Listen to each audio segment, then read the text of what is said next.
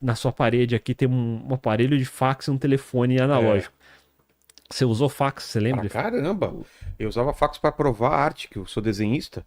Então eu mandava pra Folha de São Paulo, por exemplo, uma tira minha pro cara ver se estava ok e depois eu tinha que ir lá ou mandar por de algum jeito levar a tira física pra lá.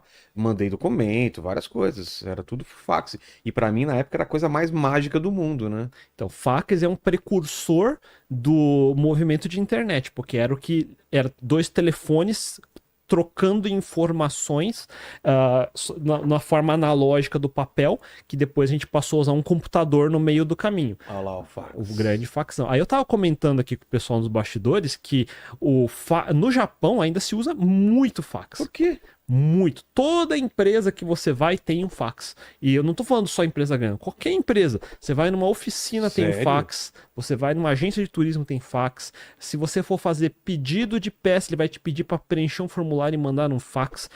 Tudo vai ser via fax. Então, em algum momento, sei lá, nos anos 80, 90, ter fax era um sinal de inovação, certo? Então, quem tinha fax era só empresas modernas.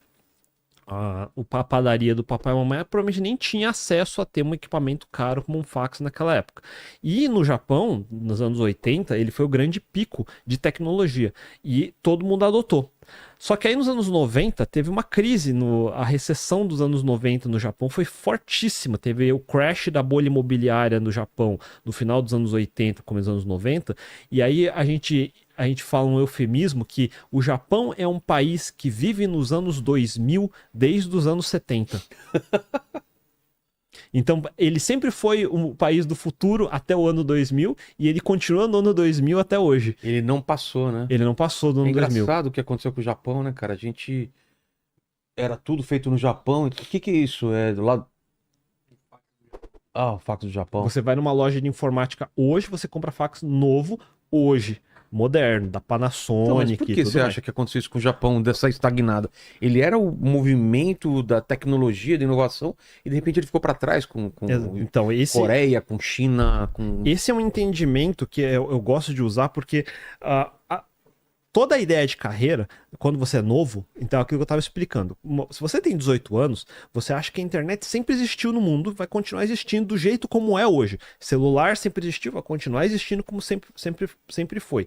Mas, na verdade, se você olhar ao longo de mais de 10 anos, 10, 20, 30 anos, existe uma história de altos e baixos que vão acontecendo. Histórias de inovação que vão quebrando as expectativas. E no caso do Japão, ele passou da Segunda Guerra destruída e uma evolução super rápida que todo mundo ficou assustado. Então, ele partiu de um país que perdeu a Segunda Guerra, tomou 2 bombas nucleares, ou seja, É, estava lá no fundo do poço para se tornar a segunda maior potência do mundo atrás dos Estados Unidos nos anos 80. exato. E ele continua no patamar de segundo, fica brigando eles e a China ali no meio, mas ele cresceu rápido nesse ponto.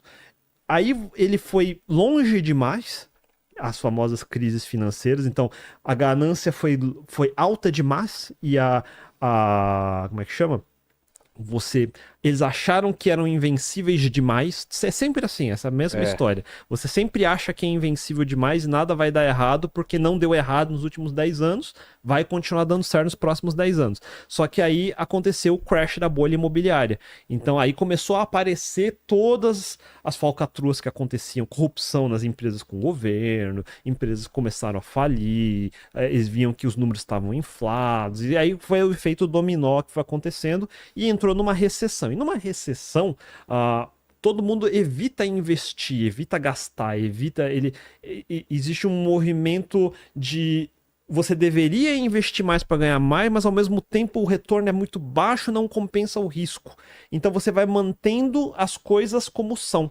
Então o Japão passou a ser um país que mantém as coisas como são. Então eles são super eficientes em manter tudo que eles já tinham feito funcionando como era. Então, se tudo que foi inovado até os anos 2000 continua funcionando lindamente hoje. Os trens bala, a comunicação, tudo funciona. Mas as coisas que também eram ruins continuam funcionando bem. A burocracia do governo, a burocracia em geral das empresas, os processos das grandes empresas monopólio que não mudam, as políticas internas que não mudam. Então, eles mantiveram tudo isso. E, junto com isso, mantiveram coisas como o fax, por exemplo, que era como se comunicava para fazer pedido, para comunicar com o governo, para pequenos negócios se comunicarem entre si. Por que eu vou mudar? Ah, mas surgiu a internet. Mas custa fazer isso. Não é de graça. Então, se 90% das empresas já usam fax, como que você vai converter 90% das empresas para não usar mais fax? É um negócio que não sai à toa. No caso do Brasil, a gente nunca teve 90% das empresas usando fax. Era só as grandes empresas de São Paulo, do Rio, uma ou outra em outros lugares. Então, não é a maioria dos lugares que usava. E aí, quando surgiu a internet, para muitos desses lugares que não tinham acesso a um equipamento caro como um fax, de repente uma internet de escada era mais barato e era mais prático. Agora, como aí a maioria passou para usar o mais barato, a gente que, sei lá, que usava o fax, por exemplo, fala, não compensa mais manter o fax. Vamos mudar, então, colocar um software, integrar com o software, gastar esse dinheiro para integrar, e aí a gente passou a adotar a internet antes de alguns países. Então, em alguns momentos isso é bom, em alguns momentos não é. No Japão foi ruim, para a gente não foi tão ruim. Então, mesma coisa que a gente estava falando de pagamento dos Estados Unidos até hoje, é via cheque. A gente não usa mais cheque. Putz, é mesmo.